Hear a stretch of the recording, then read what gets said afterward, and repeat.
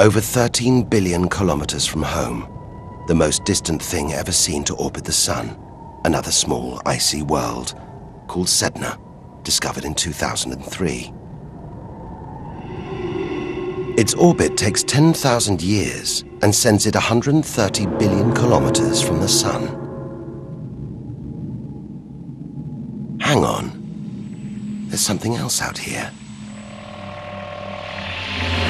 16 billion kilometers from home, the space probe Voyager 1. If it wasn't for this bundle of aluminium and antennae, we'd have no images of the giant planets, no clue about their strange moons.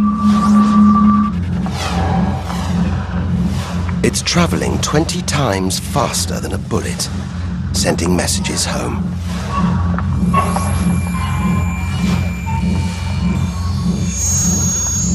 And look, on its side, that gold panel, a kind of intergalactic message in a bottle. There's a greeting recorded in different languages.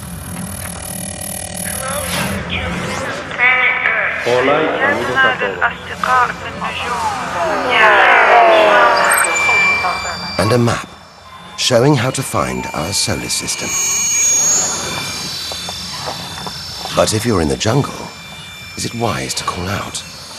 Anyone, anything could hear our call, find out where we live, and come knocking, friendly or not.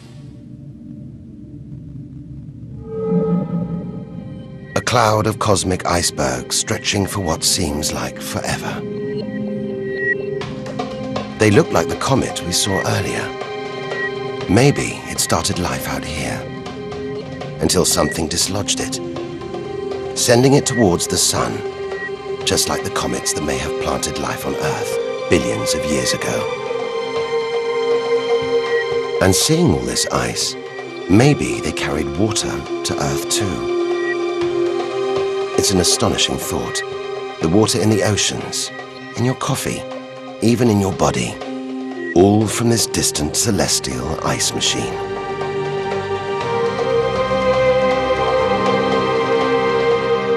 We're 8 million, that's 8 trillion kilometers from home.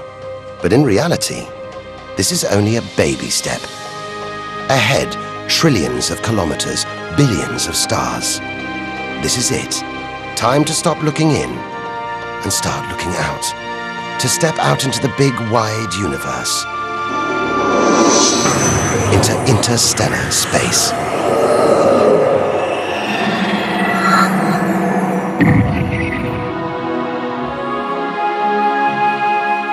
Interstellar space, far beyond our solar system. What a view. Billions of stars like our own sun, many with planets, many of those with moons.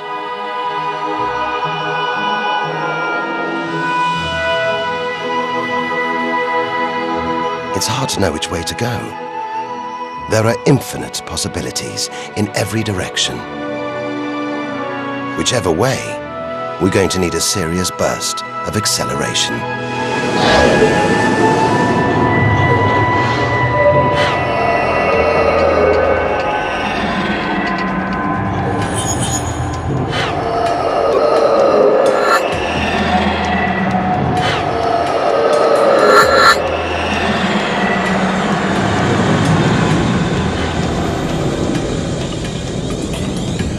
$40 trillion kilometers from home.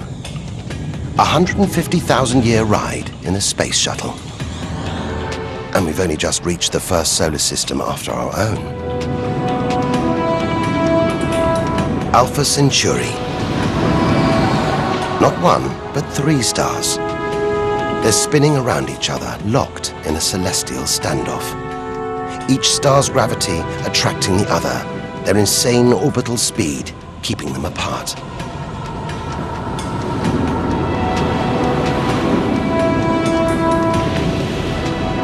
Get between them, and we could be flung into the face of one of these stars. Vaporized, trillions of kilometers from home. So far, the kilometers are becoming meaningless. We're going to have to talk in light years.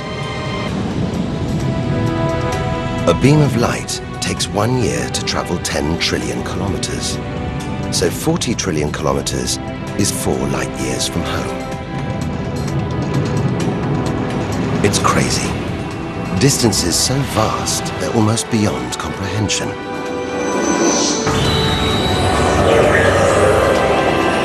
And exciting. Who knows what strange worlds lie ahead? What we'll discover when, if we reach the edge of the universe.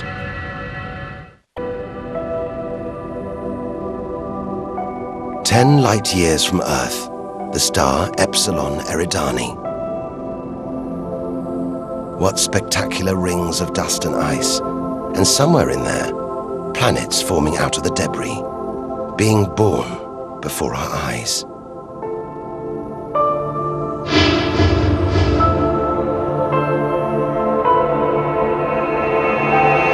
Asteroids and comets everywhere.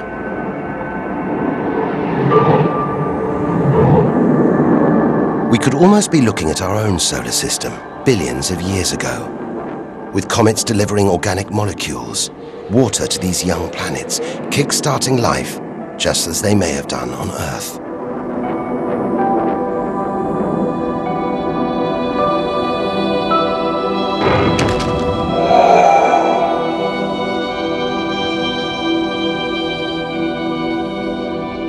At the center of all this action, a star smaller than our sun.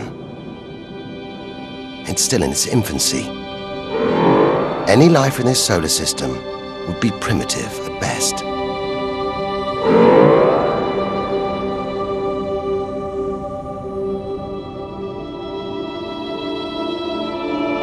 There must be more mature, developed solar systems out here, but finding them is like looking for a needle in a cosmic haystack.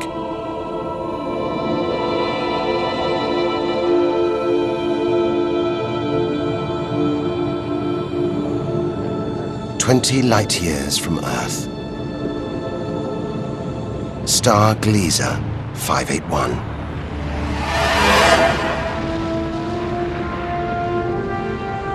It's about the same age as our sun.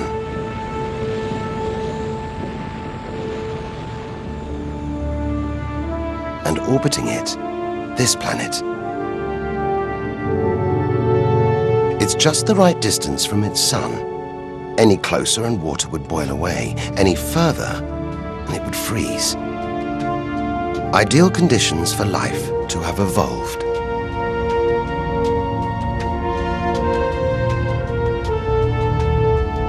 And if comets have struck, delivering water and organic materials, then life, complex beings like us, even civilizations like our own, could be down there, right now.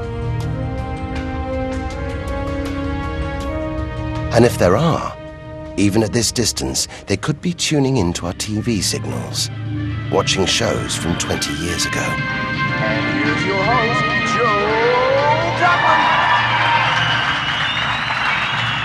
But until future generations can find a way of communicating over these vast distances, all we can do is speculate.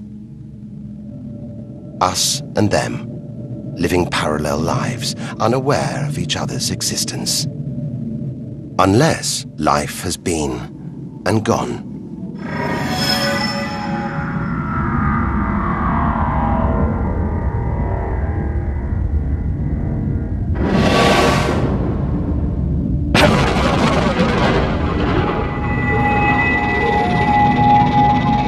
That's the problem with comets.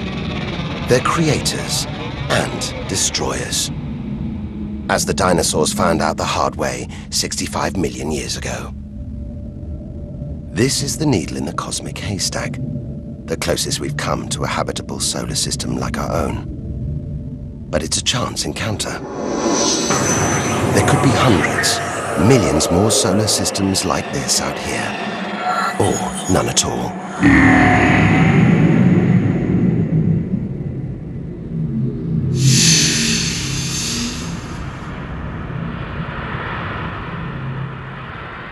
This is vast. And look, it's the planet Bellerophon.